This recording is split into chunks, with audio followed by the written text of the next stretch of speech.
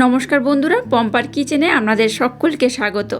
মাত্র 10 মিনিটে আজকে দারুণ স্বাদের একটা লোভনীয় রেসিপি আপনাদের সাথে শেয়ার করব।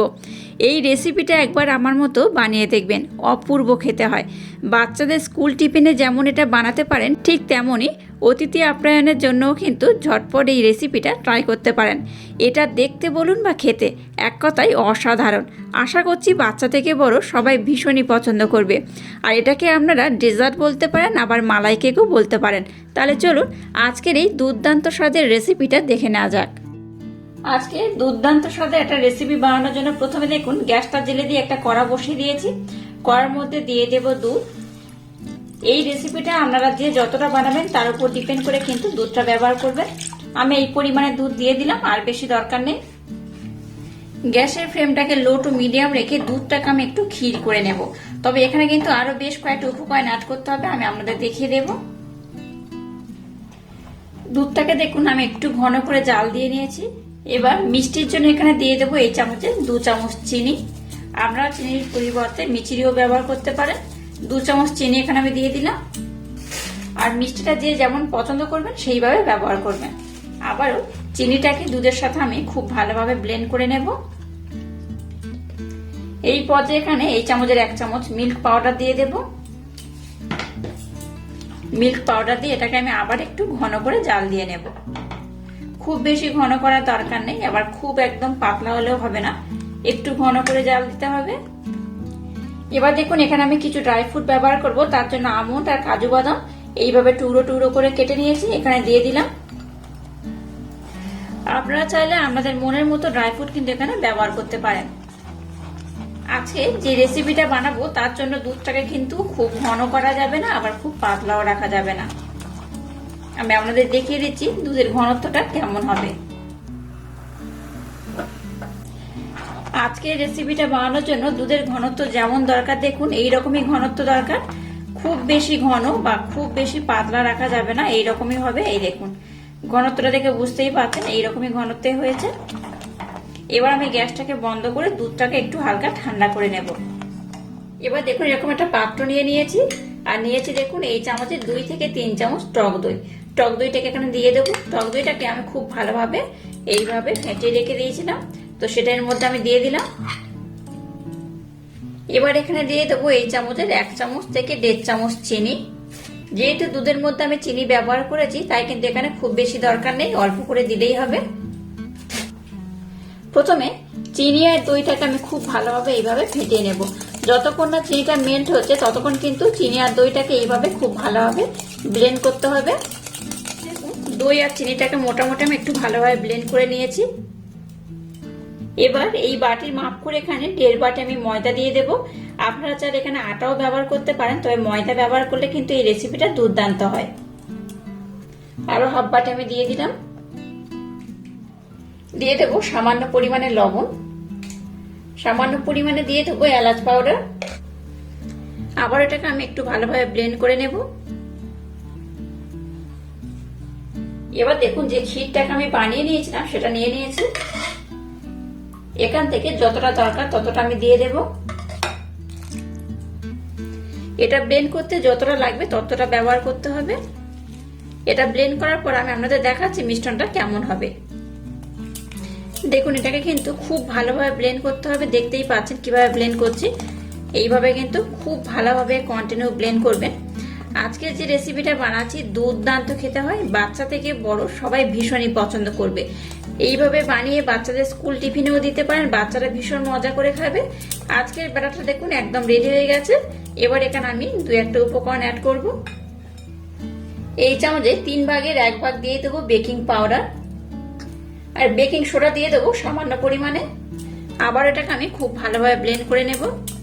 একদম ইউনিক পদ্ধতিতে যে রেসিপিটা আজকে বানাচ্ছি আমার মতো অবশ্যই একবার ট্রাই করবেন, দুর্দান্ত হয়। এই ঘনত্বটা কেমন হয়েছে আমি আপনাদের দেখিয়ে দিচ্ছি। দেখুন এই দেখুন, দেখে বুঝতেই পারছেন কেমন ঘনত্ব হয়েছে। এইরকমই হবে, খুব পাতলা বা খুব ঘন হবে না, এইরকমই হবে। আজকের রেসিপিটা বানানোর জন্য ব্যাটারটা একদম রেডি হয়ে গেছে। চলুন এবার নেক্সট স্টেপ আপনাদের সাথে শেয়ার করা যাক। এবার দেখুন এখানে আমি এরকম ছোট্ট ছোট্ট 3টে বাটি নিয়ে নিয়েছি, আর বাটির মধ্যে আমি একদম হালকা করে একটু তেলের প্রলেপ লাগিয়ে দিয়েছি, দেখে বুঝতেই পারছেন। এইভাবে কিন্তু একটু তেলের প্রলেপ লাগিয়ে দিতে হবে। এবার যে ব্যাটারটাকে বানিয়ে নিয়েছি সেই ব্যাটারের মধ্যে আমি দিয়ে দেব।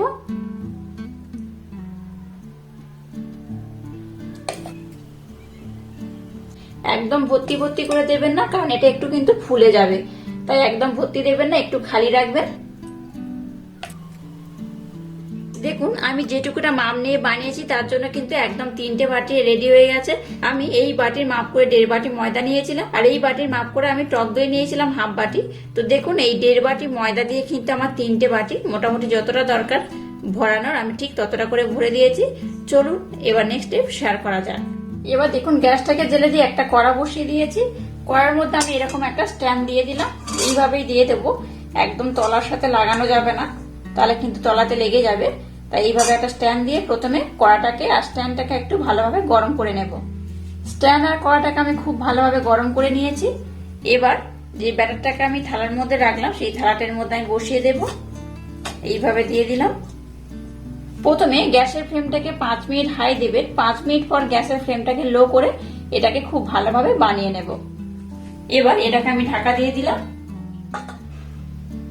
দেখুন 5 থেকে 6 মিনিট পর আমি আপনাদের দেখাচ্ছি, এটা কিন্তু বেশ ফুলতে শুরু করে দিয়েছে।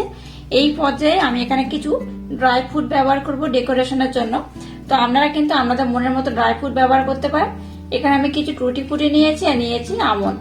তো এটাকে দিয়ে আমি খুব সুন্দর করে সাজিয়ে দেব। আপনারা কিন্তু আপনাদের মনের মতো দিয়ে দেবেন, যার যেমন ইচ্ছা, যেমন ড্রাই ফ্রুটের দরকার সেইভাবে কিন্তু দিতে পারেন।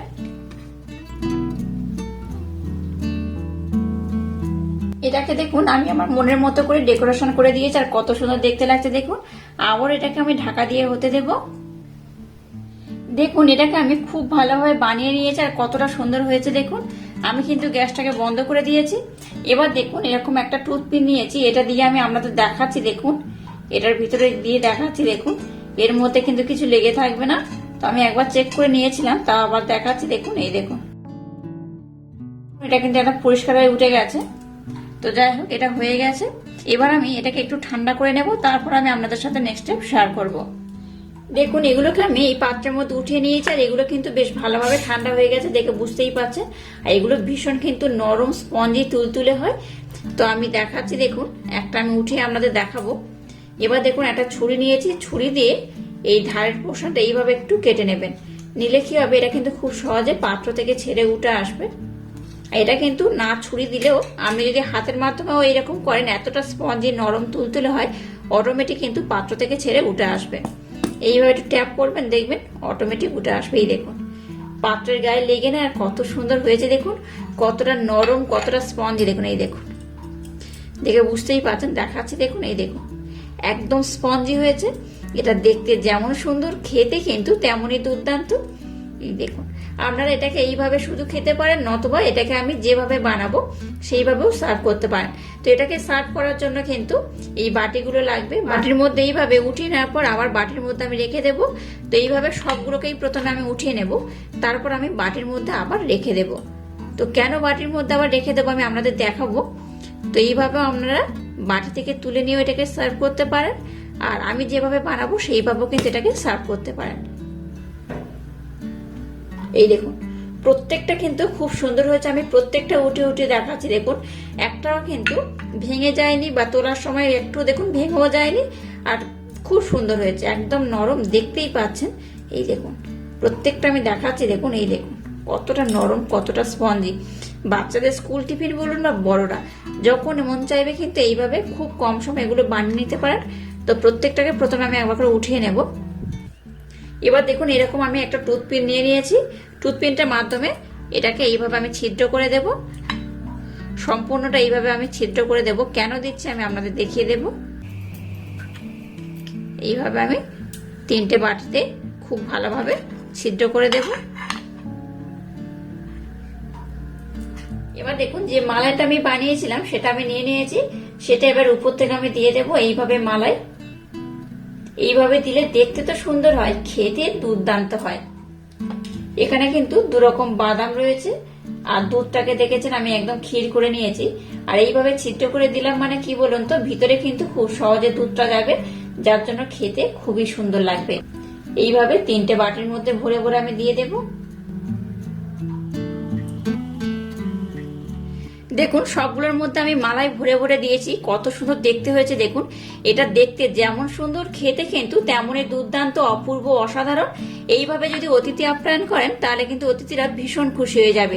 আর বাচ্চাদেরকে স্কুল টিফিনে যদি বানিয়ে দেন দেখবেন বাচ্চারা ভীষণ মজা করে খাবে, আর টিফিন কিন্তু বাড়িতে ফিরিয়েও আনবে না, দুর্দান্ত খেতে হয়। তো এটাকে সার্ভ করলে কিভাবে খাবেন দেখুন। তো একটা চামচ দিয়ে এইভাবে কিন্তু কেটে কেটে খাবেন এইভাবে। আর নতুবা আমি যেভাবে বললাম আগে, আপনারা যদি দুধের এই ক্ষীরটা না দেন তাহলে কিন্তু নর্মাল খেতে পারেন, আর দুধের ক্ষীরটা দিলে এইভাবে কিন্তু আপনারা কেটে কেটে খেতে পারেন, দুর্দান্ত লাগে। তো আজকের এই ইউনিক স্টাইলের রেসিপিটা যদি আপনাদের ভালো লাগে তাহলে চ্যানেলটাকে লাইক, শেয়ার, কমেন্ট এবং সাবস্ক্রাইব করবেন, আর পাশে থাকা বেল আইকনটা প্রেস করে দেবেন। তাহলে টাটা, আবার দেখা হচ্ছে নতুন কোনো রেসিপি নিয়ে।